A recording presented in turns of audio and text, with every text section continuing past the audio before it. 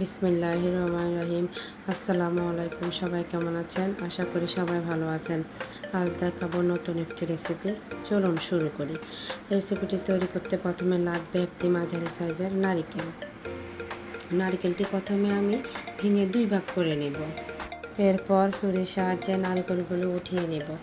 কতটুকু মোটা রাখতে হবে সেটি ভিডিওটি দেখার মাধ্যমে আপনাদেরকে বুঝে নিতে হবে। এরপর ছুরির সাহায্যে নারিকেলের কালো খোসাগুলো পরিষ্কার করে নেব। একই নিয়মে সবগুলো নারিকেল পরিষ্কার করে নিয়েছি। এখন সবগুলো নারিকেল পাতলা করে ছুরি দিয়ে বা যদি বাসায় সবজি কাটার জিনিসটি থাকে এটি দিয়েও কাটতে পারেন।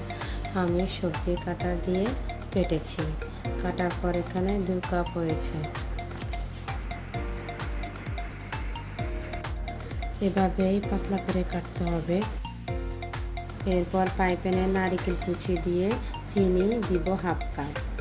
তেজপাতা 1টি 2 ভাগ করে দিয়েছি। দারচিনি 1 টুকরো, এলাচ 2টা, লবণ 1 চিমটি। এখানে কোনো পানি ব্যবহার করা যাবে না।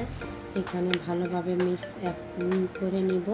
চুলায় আগুন লো আঁচে রাখতে হবে। ঘন ঘন নাড়তে হবে। কিছুক্ষণ পর চিনি গলে পানি বের হবে। পানি শুকিয়ে যাওয়া পর্যন্ত নাড়তে হবে যেন পুড়ে না যায়।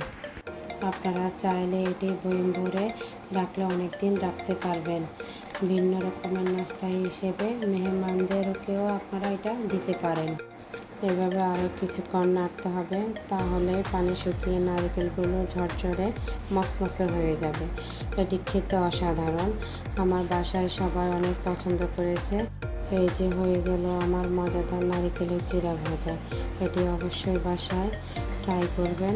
আশা করি আপনাদেরও ভালো লাগবে। আসসালামু আলাইকুম। সবাই ভালো থাকবেন, আমার জন্য দোয়া করবেন।